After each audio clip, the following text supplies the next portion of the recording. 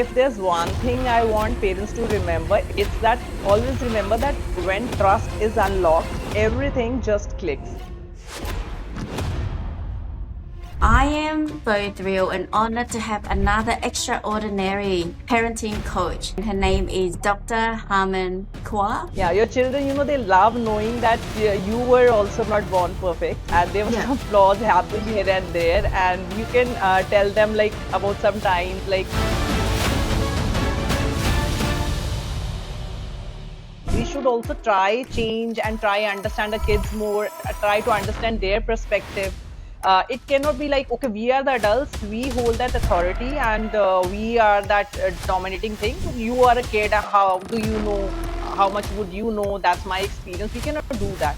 So I always believe that this generation kids, they're actually those little adults inside that little body.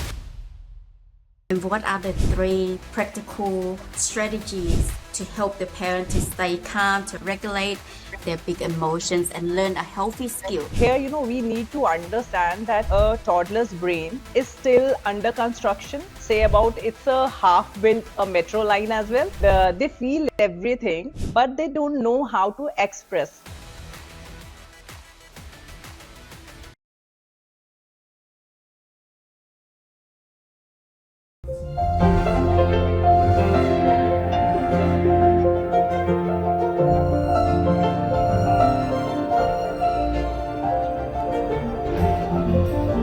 Hey, you all beautiful soul. Wherever you are, I just want to say thank you so much for tuning into my podcast today.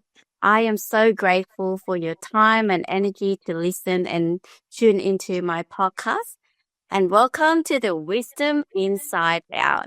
I am so thrilled and honored to have another extraordinary parenting coach on with me today, and her name is Dr. Harmandeep Kaur.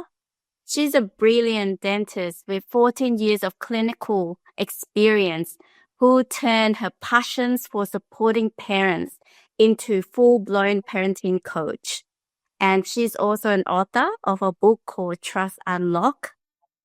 I just want to introduce her. She's been through her health challenge and become parenting coach and author, and especially helping parents through the roller coaster to guide the parents with their teens, and blending with her deep knowledge of a child, adolescents, psychologies, and practical strategies to build a strong parent relationship with their child.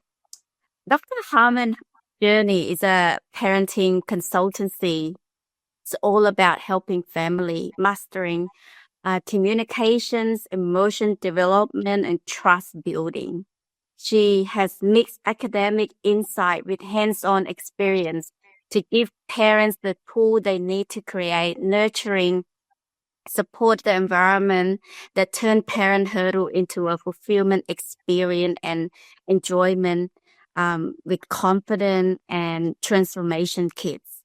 So I'm so excited to dive into her work, to learn her wisdom that tackles how she have all these nuance with parenting to help teenagers, covering everything from fostering to open communication with empathy, with understanding the teen slang. I have so much compassion between parents and teen when they don't understand each other. So today she's going to help unlock all those code, and especially to help with the nowadays struggle with digital, like so much exposed to all this information and handling, understanding the teens, mood swing and identity requests and adolescents. So Dr. Hammond, welcome to my show and thank you so much for your time and presence. I'm looking forward to these discussions. Thank you so much. So, hey there. Hi. Thank you, Ina, for inviting me to your podcast. And I truly appreciate this opportunity to be here. And I also want to take a moment to admire the beautiful work you are doing, creating such real impact by sharing such meaningful stories And that platforms like yours genuinely they motivate and guide so many individuals and families who are looking out there for some clarity and hope. And it's honestly inspiring to see how thoughtfully you are bringing these conversations to the world. So I'm grateful to be a part of this journey today. And yeah, you have introduced, you've said a lot about my book. So a brief about my journey as well. So sometimes, sometimes life pauses you and just to only to push you towards your real purpose. So my journey, having like said this, my journey started as a dentist, and on paper everything looked perfect. And but somewhere, deep inside, there's always that quiet inner voice which always keeps saying that this is not the end of the story. And then life happens, and the same happened for me as well. And due to some health issues, I wasn't allowed to work. And suddenly, from a busy professional life, I found myself sitting idle with time, questions, and lots of thinking. So one day, like while casually exploring the internet, I came across a career counseling website. And out of just curiosity, as everybody does, I just clicked. And then I read more and more, and something inside me clicked there. And this field was about understanding those confused young minds, guiding them, helping them find direction.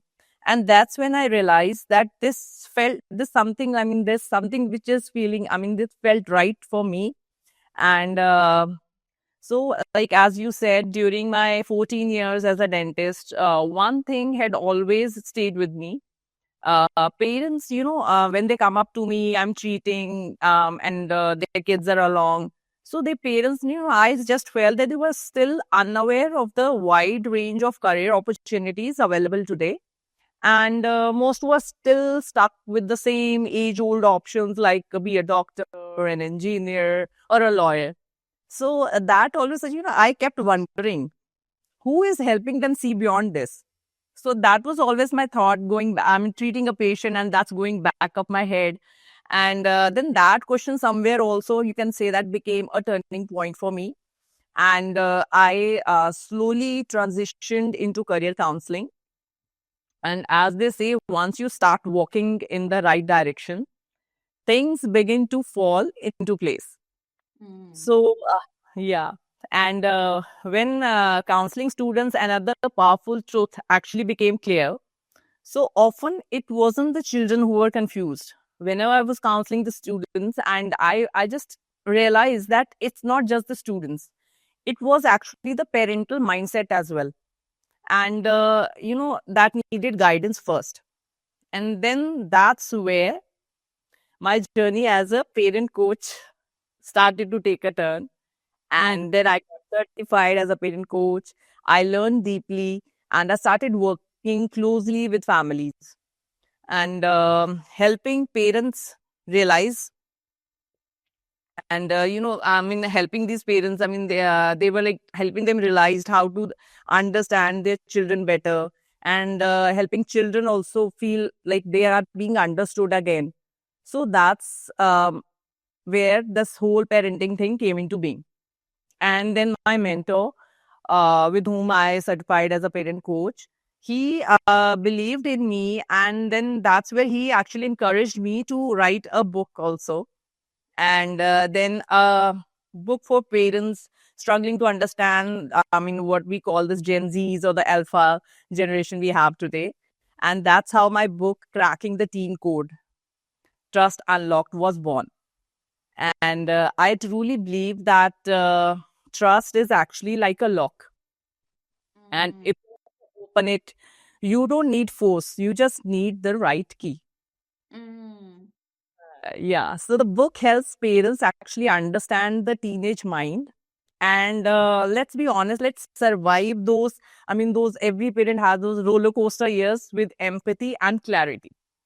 So till today, I have around counseled around 400 plus students across schools. And currently, I'm working with the government schools. I'm helping those government kids also, and helping them recognize their real potentials and also believe in themselves, and helping families reconnect, rebuild trust, and bring parents and teens back on the same page. That gives me, a deep sense of fulfillment. And it reminds me that I have added value not just to the individuals, but to the society as a whole. And if there's one thing I want parents to remember, it's that always remember that when trust is unlocked, everything just clicks. So that's whole, my journey, how I began, how I became a parent coach. Yeah. That's so beautiful. I love it. And I used to, to be honestly, I used to have that push and pull relationship with my kids, and because the trust, it wasn't there, and I was just thinking, okay, um, I born before you, I know more than you, and you just have to listen to my advice because I think I know better than them. But then, because I didn't sit down and talk to my kids, when my sons was born, just 3 years old, I enrolled him with a lot of tutoring class, without consulting, because I thought, okay, this is when I grown up, I didn't have that, as an immigrant came to Australia, I didn't have that opportunity to study. So I kind of pour in what I want for me as a child would be so happy of. But then I didn't discuss it with my kids. So he wasn't really happy to do all this music class, all this tutoring class on top. So, and I didn't know how to empower the kid, so I just using the same traditional from my parents style, like a fear base of shame, and that doesn't empower the kids. It make them even want to give up trying even harder. So, and that's when I learned to shift, until one day when I look at my son's eye, he looked at me and he was so scared of expressing himself, of saying that's when I realized that I need to do something with my parenting. I knew my parenting style had flawed. So I need to change. This is not working. So, and this is why I become passionate about parenting, because when you build that trust, as you said, when you unlocked it, and when I start treating my kids like my cherished friend, like it's not just a little kid, but with a sacred friend that we talk to each other. How can we find this out together? That that trust building between us. I don't need to use my whole strength like I'm used to. I just observe and it just shift a little bit here and there according to, the life unfolding his path. So I am glad that you bring up this topic, and I would love to explore more about your book. So, for you as an author writing about Trust Unlock, the book, and as a parenting coach, how can we help parents to spot that fine line between the healthy influence and the harmful peer pressure, and what is proactive step that we can help parents to empower kids and their teen to stay true to themselves? Okay. Thank you so much for bringing this up. I mean, this is, this question actually, the peer pressure, what we call, this is actually the need of the hour, what I feel. And for me, what I feel is like a peer pressure has always been associated, like people do feel that they see it in a negative, more of a negative thing. And but what I always feel is that peer pressure, it can both be a blessing as well as a challenge. And to make it very simple, let's understand the difference, what I just right now said, so that everybody is able to connect. Firstly, there is that positive peer pressure, or you can say it's a healthy influence. So this is when your teens, they are inspired to try something good because their friends are going to do it. It could be like studying, or it could be just joining some sports, or trying a healthy routine, or even dressing together. So, there your kids they are still being themselves, and they don't feel scared to say no to anything. है ना? And even, when you see your kids, you can just simply observe and you can see, okay, this is the positive peer pressure. Like you can see your child is more happy and relaxed, and they are confident while talking about it, and there are no nervous vibes and all. And they don't, they are like, no, I'll not be judged if I don't do this. So, kind of, this is something which is a positive peer pressure as well. So, it could be a blessing in disguise. And then, on the other hand, if we talk about the negative peer pressure, which mostly parents do fear, and so it's actually a challenge. That is when you see that your teens, they start doubting themselves because of what others might say, and they just want to fit in at any cost. And they feel anxious, they are scared, or maybe they are ashamed of being different. So, simple signs which we could, you can just, by observing here also, you can just see, like, is there any negative pressure, peer pressure happening? Like, you can often see your kids, like, they say, please don't tell anyone about it, or everyone will laugh at me, and I have to do this, otherwise this will happen. This would be the output. And suddenly you can see even those big changes, like there could be a difference in their behavior, their language, or even their, dressing up style. You can see it's changed. So that's where you can notice that that's it, something which is what I relate to as a negative peer pressure. And okay, I do remember a case study of mine where, a boy actually started bothering his parents for a very expensive gaming phone, because a group of his friends teased him that his phone is very old.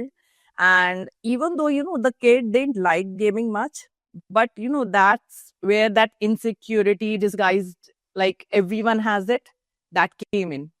So that is like, I think every parent can relate to this. It could be anything, not even the mobile phone. It could be related to anything, maybe a branded shoes or any clothes or anything you can. So that's what a negative peer pressure is. So that's how I always differentiate between positive and negative peer pressures. And yes, for parents to remember that what steps they should take, some proactive steps parents can take to avoid this or help their children in some way. So, I always tell them that firstly, talk like a teammate. Don't be a judge. Instead of, you asking your child, why are you being influenced by others? There's always the other way around. You can always tell them, like, tell me, what do you like about it? And I also want to understand as a parent. And then, once this whole scenario changes, there's that trust coming in. The teens they will open up, like, it's like a floodgate has suddenly opened, and then they're not feeling attacked by their parents. So there's that connect happening, just the reversal of those words only. Instead of saying, tell me, why are you being influenced? Rather than we are just saying, okay, let's connect. What do you like about it? You're just showing some interest in that thing. So that's where you can, always be like, talk like a teammate, not being a judge. Then I feel like, this is something we need to teach. This, I really like this thing. I always keep doing this with my different families and parents, like, uh, pause, think, and choose rule. Sorry, can So, you repeat that again? pause, Pause. think, and choose. Okay, pause, think, and choose. Yeah. You need to tell your teen, like, whenever your friends want you to do something, ask yourself first, like, is this really me, or is just the pressure?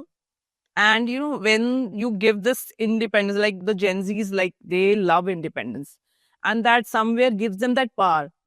Okay, like, I am handling my things, I've been given that independence. So always teach them, like, it has to be earlier, like whenever you're bringing up a toddler only. So we just need to start these things very earlier, just putting them in mind. Okay, you just pause, think, and then choose. Just don't blindly follow your kids, the friends of yours. And then, something, you can always share your childhood memories also with them. Yeah, your children, they love knowing that you were also not born perfect, and there were some flaws happening here and there. And you can tell them, like, about some times, like, when I had that some weird haircut, which my friend convinced me to do, and which obviously I did regret afterwards. And your kids are like, they're like laughing, oh mama, you also did the same thing, and how come you came under the influence of your friend and all. And this is how they will also learn that okay, as parents we were also not perfect at that age, we also did some mistakes. So sharing your childhood, I mean, stories does create an impact on their mind as well. Yeah. And before, the most important thing is also that we need to build their confidence at home. If your home gives that validation, then their friends, no matter how, they cannot shake them easily. And you need to just you know praise their small small wins, and we need to tell them that what you love about your child's personality. And a confident kid, and they don't bend, then they will learn how to choose actually what is right, what is wrong, what to go about. So that's how building, like, home gives that validation to the kid. Mm. And yes, friends, obviously. So we've been talking about friends and all. So as parents, we can, sensitize them, like how to build a tribe of real friends. We need to tell them what real friends are actually. Mm. We tell our kids that real friends, they don't force you. They let you be. Mhm. And remember, like, when we were young, I always remember that I keep telling my child that when I was young, and I had friends and who never judged, and for what I ate or for what I wore. So that's what our kids also need to know. Mm. Like they should be like, they should have friends where they can, they can talk, say anything freely, and they can flex, and they can be little naughty or anything they can wear. So that's where, teens, they don't really need to fit in. They just want to feel seen and safe.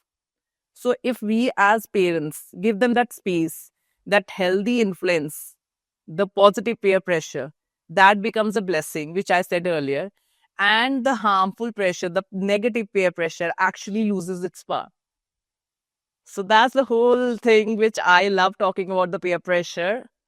So I hope I'm able to make the parents, the audience who are listening to me, understand actually the difference between that. It's not always the negative. There are positives as well. Yeah, I totally. There's so many good things that you just mentioned earlier. I wrote down some point. Yeah, I totally agree with you. We need those type of pressure to grow. Like we cannot, and especially nowadays, I feel like because everything just in a finger clip, like a finger click.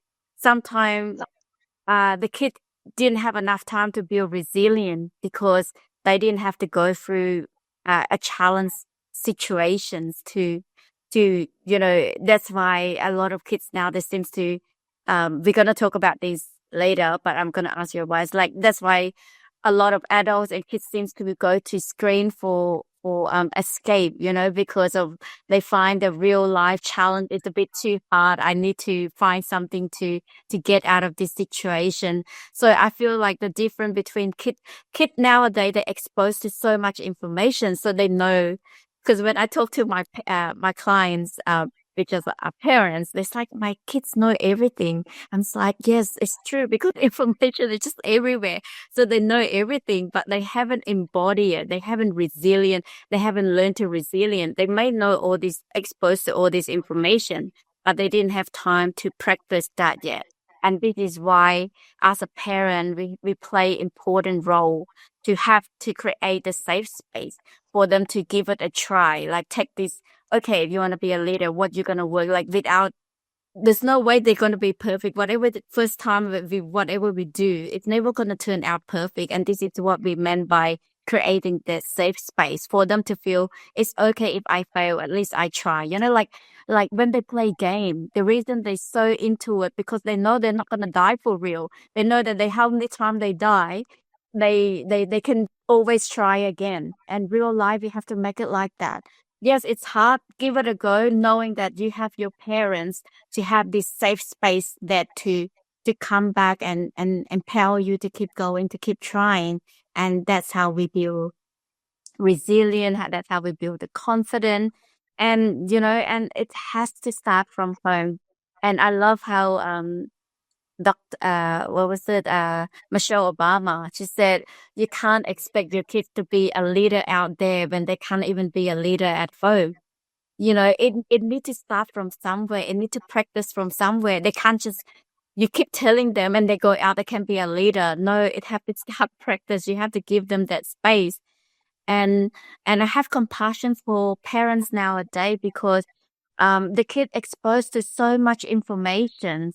So we cannot use the same strategy like our parent do, like, that the parent have the final say, you respect my word. No, we don't have enough time. We work full time. We come back, we have so little time, but then we have to change our strategy to a sustainable transformation, right? Which means it takes time. And I know a lot of parents struggle nowadays. They don't have that much time. But really, you don't need to have that much time. You just need whatever time you have. It's the quality time. It's a present time to build the connections. And yeah, and I really like it how you say pause, think, and choose. We don't have to say agree everything. I think really important as a parent, we need to know how to regulate ourselves. If we could not regulate ourselves, we could not read the room, we could not read the kids' energy. What is their emotional need? We can only see the surface of their behavior. But to solve the problem, unfortunately, we have to go deeper, which is the roots. And that to understand what is the drive. Like, a lot of parents usually come to me, oh, my kids are lazy, they irresponsible. But you need to understand, like, kids, if they can, they would. The reason they're not motivated, the reason they're not self-driven, there's something. Maybe they don't feel they're good enough. Maybe they feel that they don't have enough power at home, their autonomy, so, and this is why, like for I say conscious parenting, it's come down to the parent have to parent ourselves first. Like you said, we have to role model our kids, right? We can't not take the kids to a place that we haven't been to yet. It's hard because we can't stand it. When the kids choose freedom or talking a thing that we're not allowed ourselves to do, we will feel triggered. We will feel uncomfortable. And what I find is that if you trust yourself, it was so easy for you to trust your kids as well, and trust in their capability and let them figure out the way. And yes, so I know it's hard work, but if the parent willing to do this work, it's a whole family transformation. It's not just the teen, it's not just the kids. And yeah, so it's so much point there, but I know since we have our time's limit, I want to move on to We see a parent actually talking to me with all those things coming up, because whatever you said right now, I could see so many topics popping up in my head that if I could bring that clarity, like maybe when there was screen time you talked about, then there's that digital literacy, that screens are everywhere, and then there's like quality time. So all those words you spoke out, so I can actually see a parent and the concerns every parent actually does have. So I'll try, throwing some light on these topics as well, so that every parent is able to connect and they know actually how to just flip the script, what I actually call. So yeah. those traditional things, we need to flip them in a way that it is like doesn't give us pressure as well, and our kids also can connect with us better. Yeah, definitely. We need to shift the way we communicate, the way we approach. And that's all. And trust me, I've been there. Like I shared, I used to look at my kids, and my kids used to always try to run away, not to spend too much plus time for me, because every time they spend plus time to me, all I do, it was just fixing them. Well, for me, it was just intention for them to grow. It was out of the best intention. But the kid didn't feel, after I apologized to my son and we talked it through, you know what he told me? He just said, Mommy, I have tried to make you happy, but whatever I try, it just never been good enough. It doesn't seem to be good enough. And I just want to give up. It's like my heart break, like how could, and at that time, because I wasn't regulated, I was just so focused on my story and didn't value the kids the same level as my friend. I keep thinking I'm better than them. It's become a push and pull, drain so much energy. But when I listen so much to them, I keep listening to them and understanding them. I don't have to spend that much energy like I used to anymore. Like he know his own schedule, what he want to do in life, and I don't. I'm just like, wow, I didn't know I saved so much time just by me trusting them and empower them instead of choose the approach that will make them feel small, that make them feel shame. Just choose the approach that you can empower them. You will see they will thrive. They feel good about themselves and they just want to be their best version. So don't lose hope. I just want to say, don't lose hope to all the parents, like whoever feels Sometimes parenting is so Like hard. that. Yeah. Sometimes, your kids, they just come up and then, like you said, like my kids said, how hard I may try. So no, sometimes when they come up with those things, they say those things. So as a parents, you realize, yeah, I mean, at this age, they are being so mature. Did I behave immaturely or was I not able to get it what my kid wanted to convey? So that's the real thing which makes you actually think that our kids are way smarter and they are able to understand things at such young age as well. Yeah, I totally agree with that. Because you know what I noticed when I try without guiding, 5 or 6 out of 10 times they know what to do. So you just need to put in a little bit more energy if you want them to get 10 out of 10. Like, you know, what they're not capable of, they don't see the consequence of the future because their brain is not fully developed. So they are knowing what they want to do, but they just don't have the capacity to see of the worst scenario or thing might not go right. So if we can see that, we just plant it into, oh, if this happened, what would you do? Just throw it into their head and they will come up with a strategy. But they are capable of solving their own problem.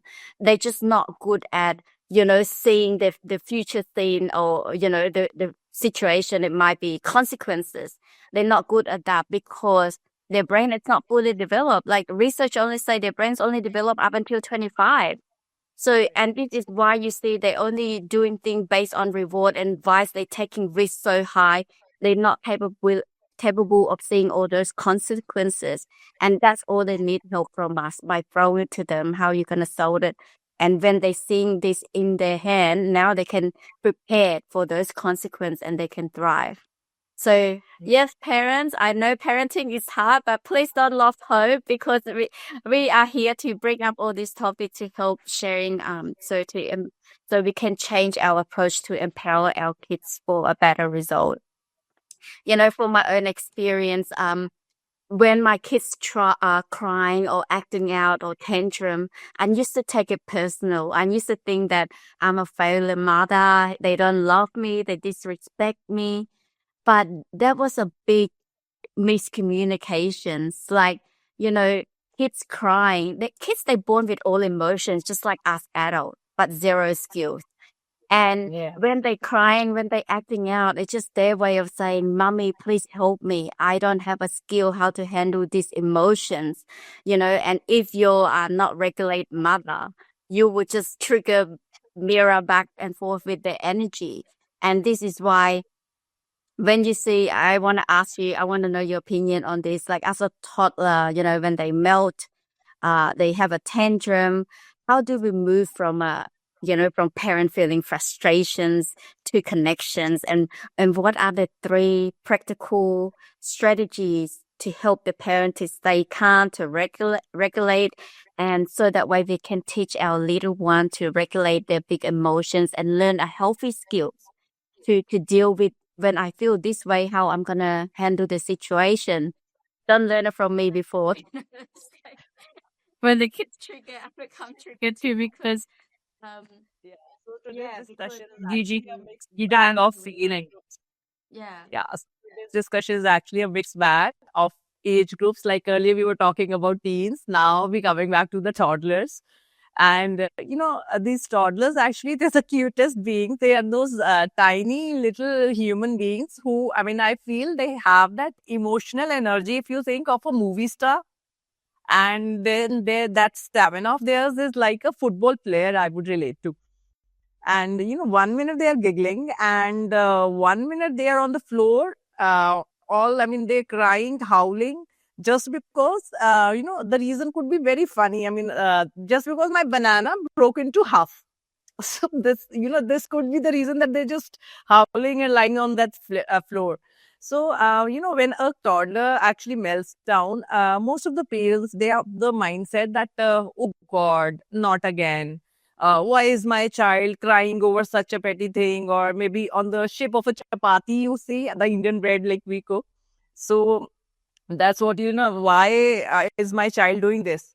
But here, we need to understand that a toddler's brain is still under construction. Say about it's a half built a metro line as well. And they feel everything, but they don't know how to express.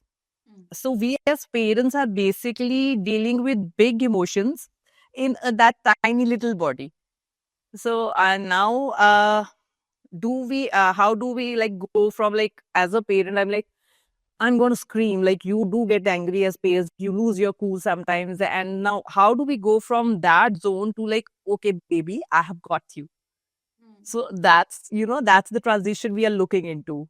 So I always feel that firstly, you need to maintain your calm. Mm. You need to stay calm. Maybe on the inside, you're not feeling the same way, but you need to stay calm on the outside, even if you are screaming inside. And you just pause and take a slow breath and before reacting. And maybe you could, this is very, common, like you could count till 5 or 10, and then that soft voice or slow movements you can count on. And to make it, more relatable, I'll give an example of a toddler. Supposingly your toddler wants the blue cup, not the red cup. And they will scream like that you have ruined their life by giving them the wrong colored cup. So instead of saying, like, as a parent, like, why are you behaving like this? So we just need to say, okay, I see you are upset because you really wanted the blue cup. Let's fix this together. There's that whole lot of change. And then you can watch that how that storm is suddenly settling down, and the toddler just feels like he's been understood. Like all of us also feel the same way as adults also, if we relate to. So it has to be that calm. You need to maintain that calm on the outside, and you just go from that screaming mom to the, okay, let's fix it together. And then this is the most important thing, like toddlers, you need to name the emotions for them, help them understand what's going on inside, because they exactly don't understand the emotions. The bigger words like we use, frustrated, or I'm overwhelmed, or disappointed. So as toddlers, they're not able to understand those bigger words for them. All they know is that they're feeling bad and they must scream. So it's their duty to scream there. And here, as parents, we can become their emotion translators. We need to make them understand, like, if they're feeling bad, so what emotion that exactly is. Like, we can say, oh, you are feeling sad because your toy broke down. So, that's sad. The child understand, okay, something, my toy just broke and I'm feeling sad. So this is the vocab. And then if you can say, you are angry because it didn't go your way. Then again, there's that word coming in, angry, making the toddler understand the emotion behind what the toddler is not able to express. So naming the emotions actually, I feel that builds that emotional intelligence in your toddlers. And last but not the least, I would say that let's always try to co-regulate or sit with them, and let's try not to fix everything immediately for them. So that's also one very big thing which we as parents tend to do wrong. We try fixing, oh, this is he or she is a toddler, won't be able to do it. Let me just, as a parent, just help out. But no, we are wrong over there. We just sit with them. We don't try to fix everything. When your toddler actually loses control, we need to lend our control to them. We don't, you as parents don't rush. You don't argue. You don't distract. You simply be present. You can just sit close, offer a hug to your toddler, or you can speak gently, I'm here, you are safe, and then just watch their emotions passing away like a wave. And, toddlers, this is what we need to remember. toddlers, they aren't giving you a hard time. Actually, it's the reverse. They are having a hard time. Yeah. So you as parents, you don't have to fix them. We just need to guide them. And our calm is their safety. Mm-hmm. And our words, what we say, they act as a dictionary, which I mentioned earlier also, as their vocab, making them understand their emotions. And tantrums, actually, they are temporary. But the connection which we built right now during these tough moments with the toddlers, that will stay forever. So that's what I would like to, uh, talk about tantrums. I think I have made myself very clear on like what tantrums actually are. I like it how you talk about parents have to be calm because and like I can't stress the urgency because regardless how urgent it is, we as a leader we have to regulate ourselves first. And when you go to help the kids in a calm and regulate mode, the kids now no longer judge that oh this emotion is bad because they will see how you respond to each emotions. If they angry and then you respond in a scared and uncomfortable and screaming or something, now they learn to judge that this feeling is bad, this emotion is good. So this is why going to the kids with a calm approach is when they make them feel like, oh, this is emotion is very normal. Every human is having these emotions. And then by you talking to them in a calm and figure out a way, they will now know, oh, when I feel like this, I'm going to be approached this way like mommy do or mommy did.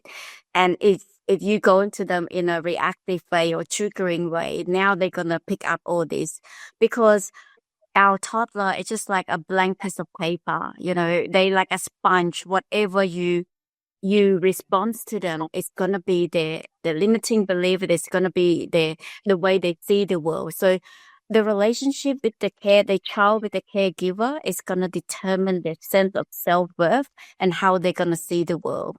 If they look at you in a loving and kind way and they were gonna go out and seeing the world in the same way because you are representing the world to them and we are the first world for them. So if they feel that they have to sacrifice to earn your love, they will go to work. They were gonna say with love or work or career, I have to sacrifice to earn everything in life. And this is why I can't stress as a parent, it play a very big important role to a child. You raising the next culture, the next generation is very important. I used to think, being a mother is not that important, but its impact is you raising another human being, like people say, hurt people, heal the world. And we all know when we're angry, we seems to give people next to us a hard time. And the same thing, if they grow up with not satisfied, angry, and they're gonna see that carry that perspective to the world as well. So it's very important that we need to learn to regulate ourselves before we go. And like you said, I am here, you are safe. And you have to, if you don't know how to regulate yourself, you have to do that to yourself first. Just pause and remind yourself, I am safe, I can handle it, just to calm your nervous system so that you can go to your kid approach from a prefrontal cortex, not from a limbic system. So yeah, so that way you can role model them and we all know like kids they don't learn just our words. How often do you remember your parents' word? We remember how our parents make us feel and how they role modeling it. So and this is why we have to reparent ourselves first and so that way you can role modeling that to the kids. Thank you so much. I know we can go further on but I love how you emphasize that kids they are struggling, they tantrum, they melt down. They didn't mean to give you a hard time. They just feeling difficulty inside. That's why they give you a difficulty time. And this is why try to understand their needs. What do they emotional need? It's help solving the problem. Don't just focus on the behavior. And that the same with teen as well. So It was actually well for me also, because being so busy, and sometimes I get so much stress.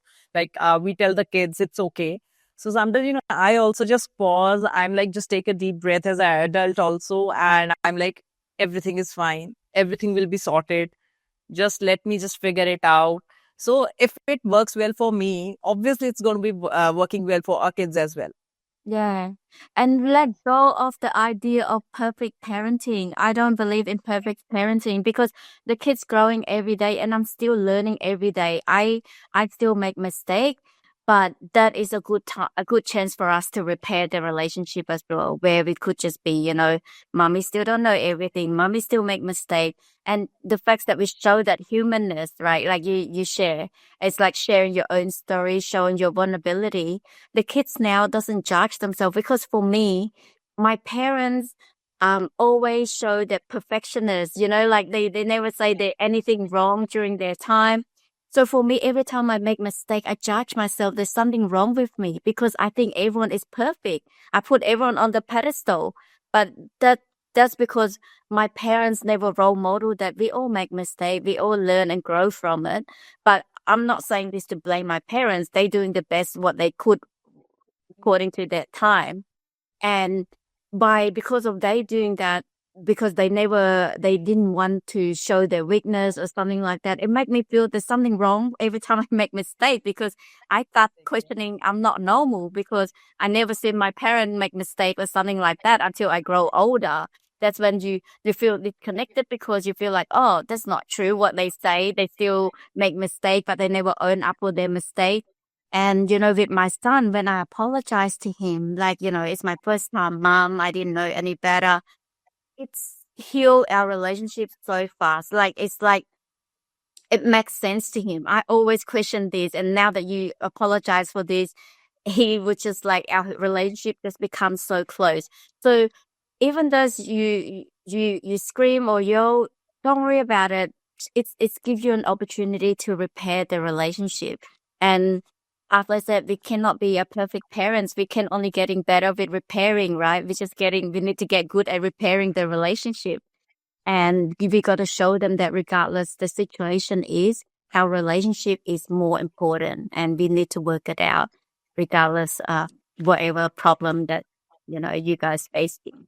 So, I come into another big topic like screening management. I know, like, it took me a long time to help my kids with the screening addictions. I know, because everyone's like, oh, they would say, oh, my friends watch it as well. And now I only reduce to 1 days a week, which is Sunday. It used to be every day before, and I slowly reduced to no school time. Like, you're creating, keep shifting the boundary in the house, and now just 3 or 4 hours on the weekend.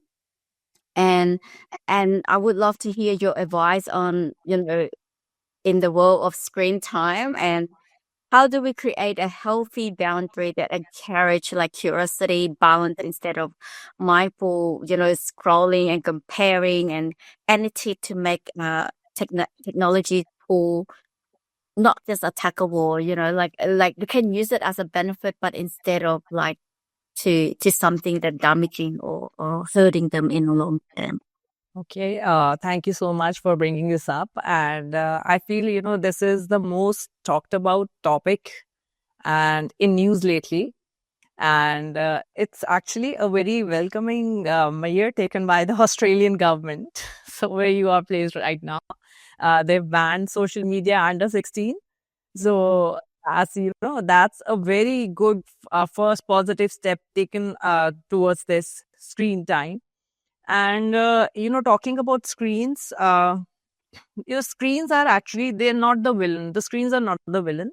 What actually is not good, that is the mindless scrolling.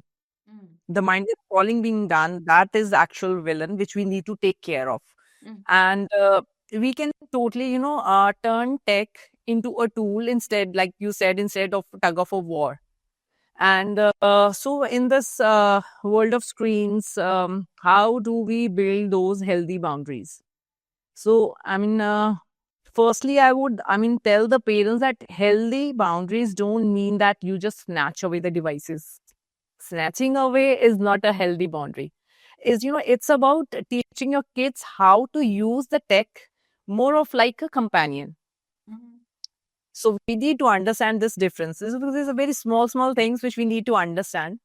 And firstly, I always make it a point, like even if explaining to my daughter, I don't take it as, I don't say, okay, we are going to have those tech rules over here. I always say that it's the tech rituals, just changing those words. So tech rules actually sound like more of we say a jail to talking to the kids, and rituals are more of habits. So changing those words, like telling your kid, okay, we're going to have those tech rituals at our home, rather than saying tech rules. So obviously, then your teens, they will respond better to the routines like they follow. And then, what works is like we can say like screens only after homework, or we can do a family movie night every Friday, and we can have a tech free hour after dinner, or like morning time, like we don't have any screens, only just the real world. So that's where we just need to create those. It's just create a routine in itself, like a tech ritual rather than a tech rule. So this really works well. It worked well for my daughter. So hopefully it works well for the other parents as well. And then, we should, as parents, also try to join them in tech. We should not be fighting against it. As parents, we should try joining them. And these kids, they're born in this generation. Kids, they love screens, and because it's their whole world now. And the moment we as parents join their world, the tug of war thing actually ends. And like it could be like you just sit with your kid and you can just watch a reel together or discuss about it, or you can play an online game with them. And then you can also show some interest in whatever they're watching. So as parents, you can also sit beside and you can show interest. Okay, wow, this is so interesting. Okay, tell me more about it. So, then you will naturally see that they're becoming more mindful, and there's no that, that secretive energy. They just like sometimes, kids, they're like, they want to keep those little secrets of theirs. So once you're involved, you're not fighting against it. So that secretive thing goes away. Yeah. So, then there is that, I can always talk about that, there has to be that curiosity over control. We need to just talk. We don't, as parents, we don't threaten them. The kids, they don't just scroll because they know that they are bad. They scroll because, they feel that this is something very interesting. This is fast, this is easy. So instead of just we just end up saying things to the kids like, okay, enough, just give me that phone back. So we can always, as a parent, we can try like, what did you watch today, or what was one, funniest thing on your screen, or did you learn anything cool from that? So that's the transition, how we can always help our kids with the screen time. So when kids, they talk about their digital world, they become more responsible inside. So here, this is like we cannot threaten the kids. We just need to stay connected with them. One most important thing which parents do worry about, we need to teach them that body check rule. So tell your kids, or you can ask them, okay, while you're on the screen, just notice how your body responds. After 20 minutes of scrolling, are your eyes hurting?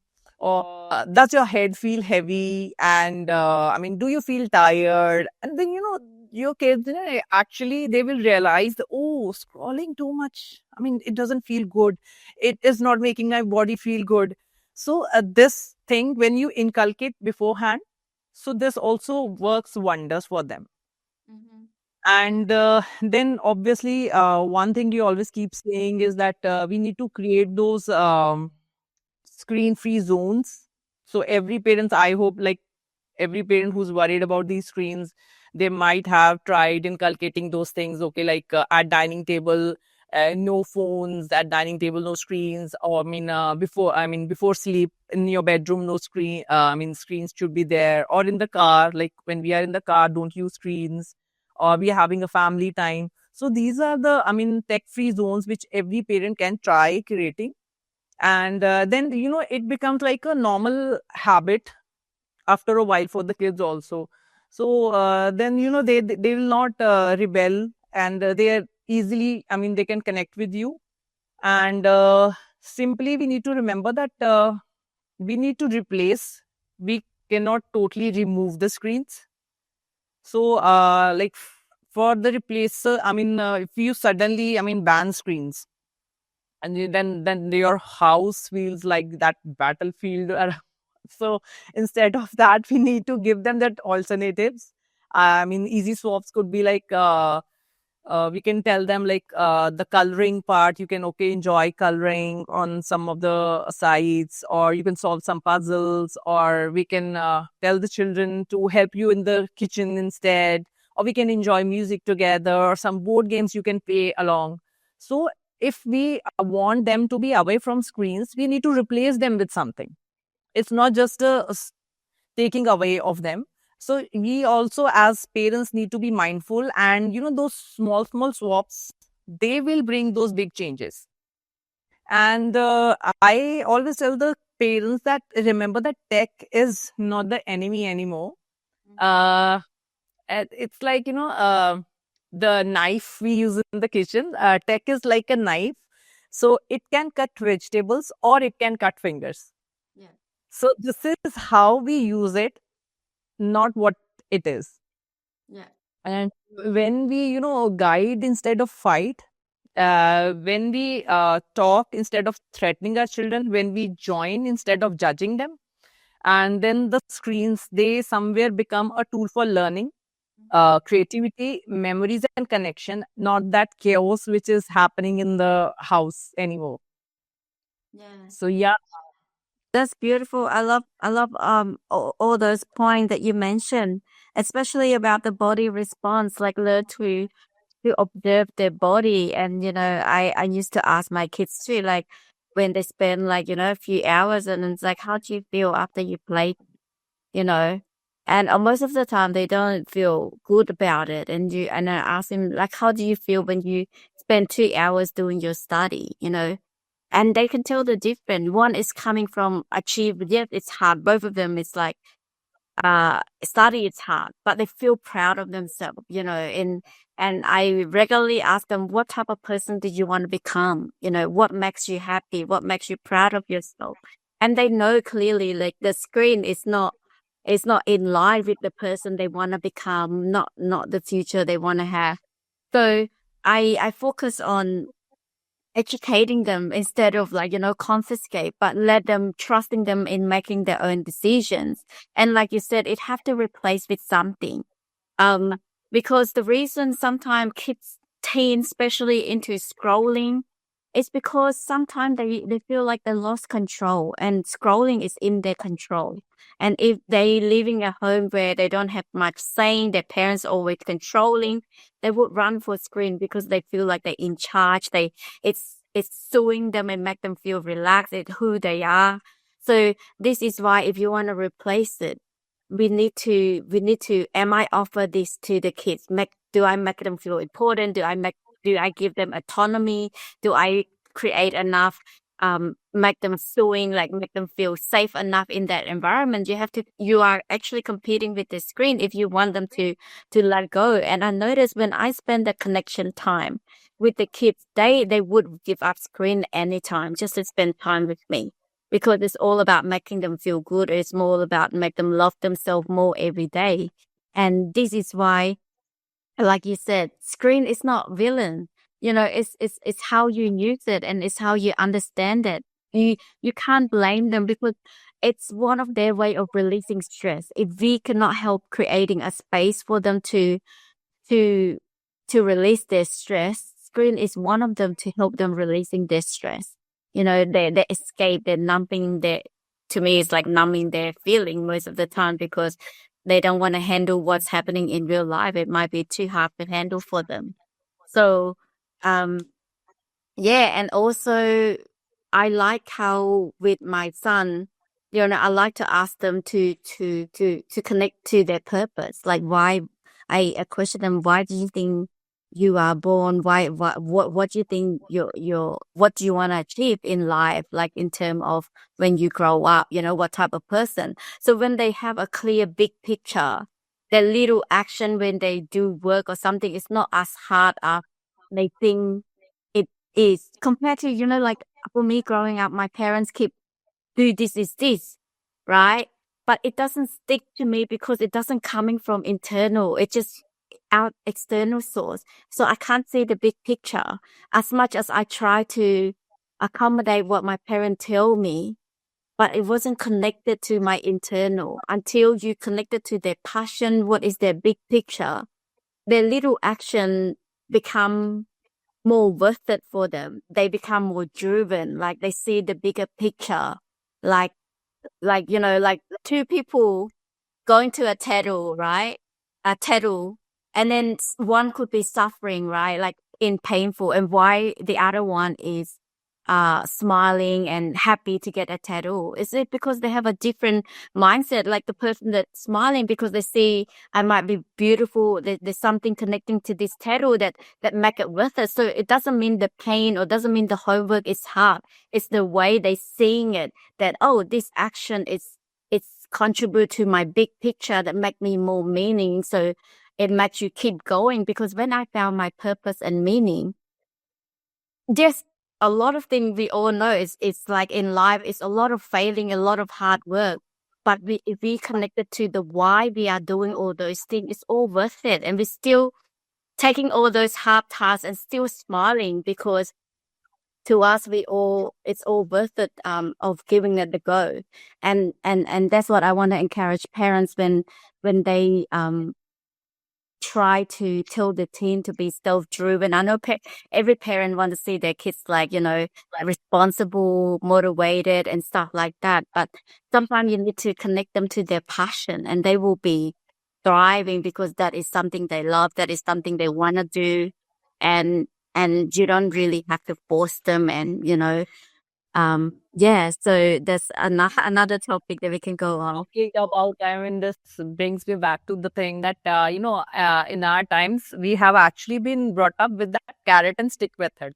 Yeah. Show the kid, and okay, you get this carrot if you do this and that. But, that somewhere worked back then, because most of us and most families, everybody had been brought up like that. So nobody felt offended, and it was kind of okay with everybody.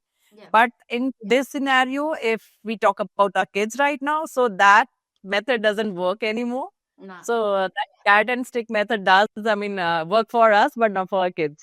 Yeah, so it's so much information teach about the mindset, teach you about sustainable transformation, all those stuff. So the parent could not use the old old strategy because all information. Well, I still remember, sometimes I used to get that thrashing also from them. Till today, I still remember not even pointed a finger towards my daughter.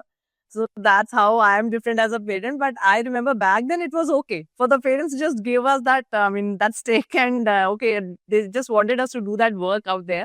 So it was okay, and it was kind of okay with everybody also, because everybody was being brought up in the same way only. Yeah. But now, that's a whole lot different scenario if we talk about.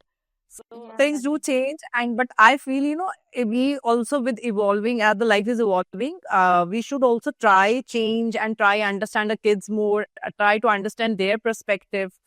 It cannot be like, okay, we are the adults, we hold that authority, and we are that dominating thing. You are a kid, how do you know? How much would you know? That's my experience. We cannot do that. So I always believe this generation kids, they're actually those little adults inside that little body. Yeah, definitely. Yeah.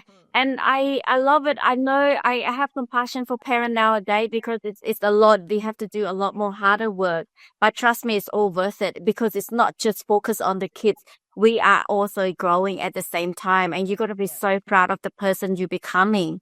And it's not just focused on them. I know some parents they kind of give up on their hope, their purpose. They just wanna focus on the kids, but doing this way, this method, by you being friend with your kids, talking everything as a friend and go through the situation together. It's just the whole family transformation is so beautiful, and you also grow at the same time. And I think that's what I love about being parent. I keep saying thank you to my kids all the time, because I feel like without them, I wouldn't be grown as much as I am now, because you want to be that good role model. You want to be their best version. And then after you're going through it, you found your own purpose, you found your own meaning, and you become your best version every day. It's so beautiful to be in your best version, and you can give out to the world more. So yeah, thank you so much. And let's take a break. Then we will come back to another. Thank you.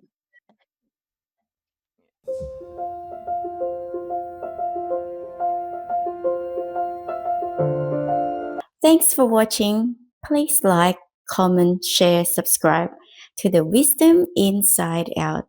Stay tuned. Please follow me on this social media platform.